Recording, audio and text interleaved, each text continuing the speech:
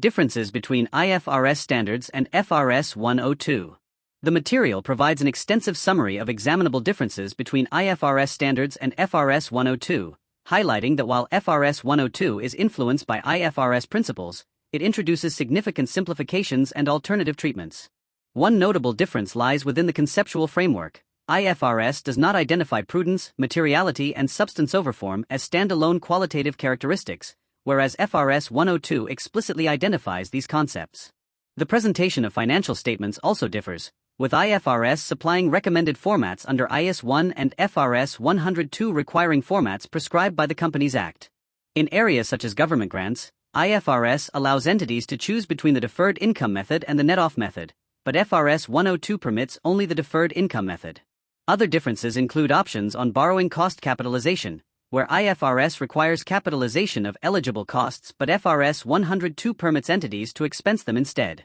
These distinctions demonstrate how UK GAAP focuses on proportionality and practicality.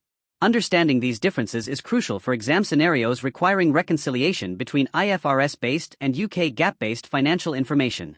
Further differences highlighted in the material relate to intangible assets, goodwill, consolidated financial statements, and financial instruments. Under IFRS, intangible assets may have indefinite useful lives, but FRS 102 requires all intangibles to have finite lives with a general presumption not exceeding 10 years unless a longer period can be justified. Goodwill treatment also differs. IFRS prohibits amortization of goodwill, requiring annual impairment testing instead, while FRS 102 mandates amortization over useful life. Similarly, IFRS recognizes gain on bargain purchases immediately in profit or loss, whereas FRS 102 presents negative goodwill as a deduction from assets. With respect to financial instruments, IFRS 9 classifies assets based on the business model and contractual cash flows and applies an expected credit loss model. FRS 102 takes a simplified approach using amortized cost and impairment based on incurred losses. These major differences significantly affect reported profit, asset measurement, and comparability. For exam purposes, candidates must demonstrate the ability to identify these divergences, explain the rationale for the FRS 102 simplifications, and evaluate their consequences in applied scenarios. Mastery of these differences ensures readiness for UK-focused technical adjustments and comparative analysis tasks. The Companies Act. The Companies Act plays a central role in shaping UK financial reporting, and the material emphasizes its importance in determining when individual and group accounts must be prepared. The Act specifies that a company is exempt from preparing individual accounts if it is itself a subsidiary, dormant throughout the year, and part of an EA incorporated parent undertaking. For group accounts, the Act grants exemptions when the parent is a wholly owned subsidiary or where Section 405 permits exclusion of all subsidiaries from consolidation. It also sets out criteria for small companies that may choose to prepare group accounts voluntarily.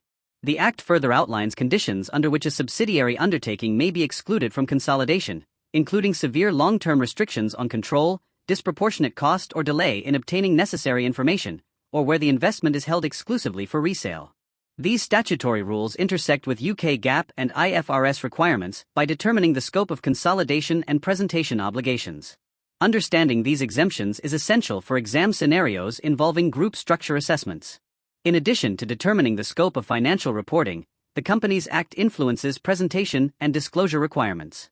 As the material notes, entities preparing under FRS 102 must comply with Companies Act formats, which are mandatory rather than guidance. This contrasts with IFRS, where IAS 1 provides flexibility and encourages, but does not mandate, specific formats. The Act's prescribed structure for primary statements helps ensure comparability among UK companies and facilitates oversight by regulators. It also interacts with audit requirements, disclosure exemptions for qualifying entities, and the small companies regime, all of which influence the amount and type of information presented to users.